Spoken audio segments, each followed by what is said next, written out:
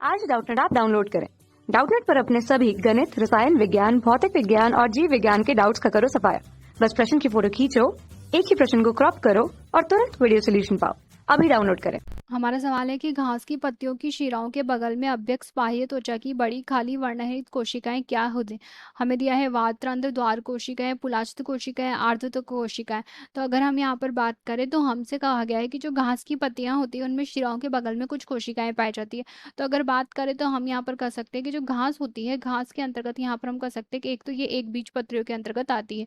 तो सामान्य रूप से जो एक बीज पत्री होते हैं उनकी हम यहाँ पर बात करें तो एक बीज पत्रियों में जो घास होती है इनके अंतर्गत यहाँ पर जो कुछ विशिष्ट प्रकार की कोशिकाएं पाई जाती है। ये जो कोशिकाएं होती है वो ऊपरी सतह पर पाई जाती है, यानी कि हम यहाँ पर कह सकते हैं कि ये जो है अभ्यक्ष सतह पर यहाँ पर पाई जाती है, अधिचर्म की अभ्यक्ष सतह पर। इसके अलावा हम यहाँ पर कह सकते हैं कि इन कोशिकाओं का जो आकार होता है वो बहुत ही ज्यादा बड़े प्रकार की यहाँ पर होती है। इसके अलावा हम यहाँ पर कहेंगे कि ये जो है रिक्त प्रकार की कोशिकाएं होती है और यहाँ पर इनके अंतर्गत किसी प्रकार का वर्णक नहीं पाया जाता, तो इस वजह से ये जो है रंगहीन कोशिकाएं होती हैं। इन कोशिकाओं को हम यहाँ पर जो है आवर्त त्वक कोशिकाओं के नाम से जानते हैं। तो यहाँ पर इनका जो नामांकन हम कर सकते हैं वो यहाँ पर आवर्त त्वक कोशिकाएं, या फिर हम यहाँ पर कह सकते हैं कि ये जो है बुलिफॉर्म कोशिकाएं। हम यहाँ पर बात करें तो हम यहाँ पर कह सकते हैं कि जो आवर्त त्वक कोशिकाएं होती हैं ये कोशिकाएं जो है जल का अवशोषण करने का कार्य संपन्न करती है। अब अगर बात करें कि ये जो है यहाँ पर जल का अवशोषण जब करती है तो जल का अवशोषण से यहाँ पर जो है ये जो है स्फीत प्रकार की कोशिकाओं में रूपांतरित हो जाती है, स्फीत यहाँ पर हो जाती है।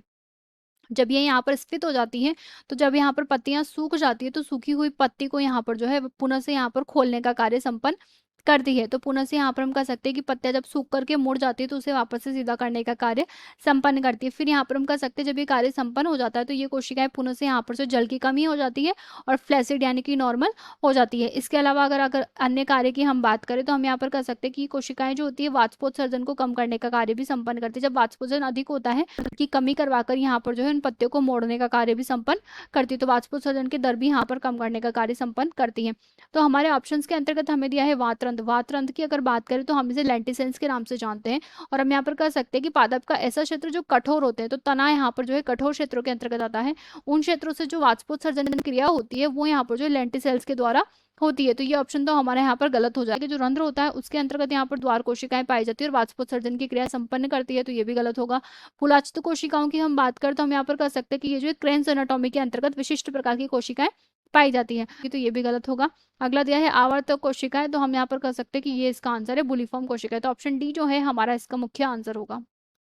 कक्षा 6 से 12वीं से लेकर नीट, IIT, JEE वो एडवांस के लेवल तक 1 करोड़ से ज्यादा छात्रों का भरोसा। आज ही डाउनलोड करें डाउटनेट ऐप या व्हाट्सएप करें अपने सारे डाउट्स 8400 400 400 पर।